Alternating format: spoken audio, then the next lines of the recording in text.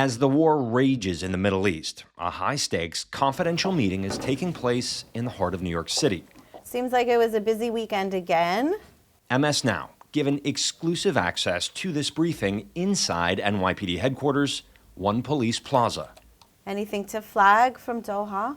As the head of intelligence and counterterrorism at the NYPD, Rebecca Weiner oversees several investigative teams, including the Liaison Program, a law enforcement initiative found at no other police department in America.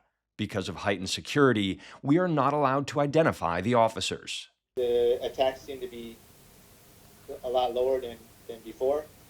We're getting roughly like 4 or 5 missile attacks a day. It's an incredible force multiplier for us, having real-time, reliable information from around the world is incredibly important to help us figure out how to better protect New York City. From inside the Joint Operations Center, Weiner explains how the NYPD Liaison Program embeds New York's finest with outside agencies in 16 strategic cities across the globe, including 4 locations in the Middle East.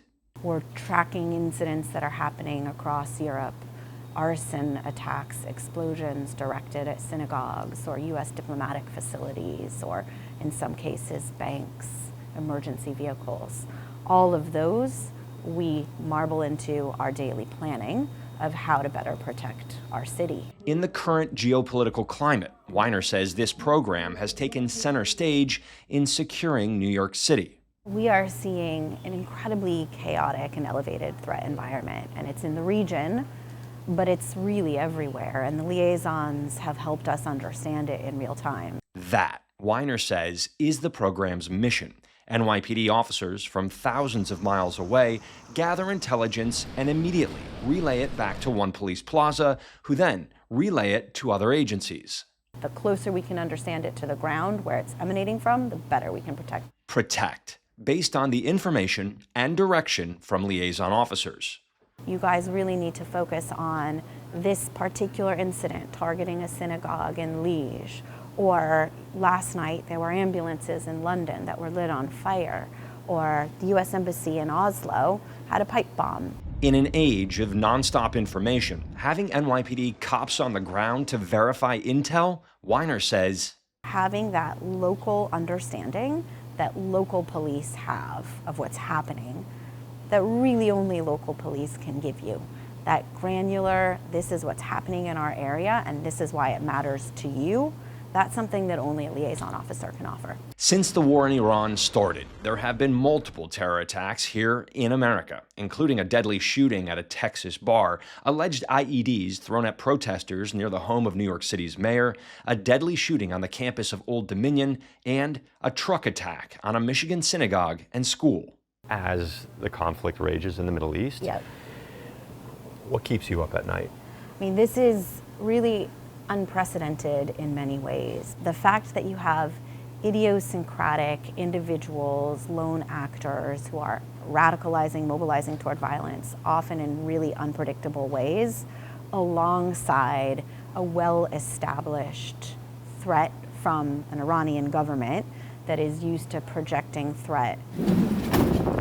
That information is then operationalized into physical deployments of uniformed officers that you see deployed around the city, protecting soft targets. The NYPD Liaison Program, formed in the wake of tragedy, the September 11th attacks, department leadership knew intelligence sharing was key in an effort to keep New York City and other cities safe moving forward. Having the placement and the relationships and the intelligence flow, incredibly important. Since the NYPD Liaison Program started, Weiner says it has shared intelligence gathered with law enforcement agencies around the world, helping to stop extremist plots. A vehicle ramming incident in Germany that was thwarted, a terrorist cell in Spain that was dismantled. And there have been success stories on American soil as well. Flag a threat that's bubbling up in Midlothian, Texas, an individual who was looking to build an IED, a plot that was thankfully mitigated for North Carolina on New Year's Eve. The cost of this program for New York City taxpayers? This is cost neutral to New Yorkers, because of the generosity of the New York City Police Foundation, and that allows the program to exist. A program that Weiner stresses is crucial, especially now. The threat environment is incredibly varied, it's very dynamic, and it is at one of the more elevated places that we've seen in the last 2 decades. A lot of unpredictable actors out there. And I think as this continues to rage over weeks or potentially months, we are going to be really leaning in to our liaisons and to all of the other elements of our counterterrorism program. Take care, guys. Thank you for all the amazing work. In New York City, Mark Santia, MS Now.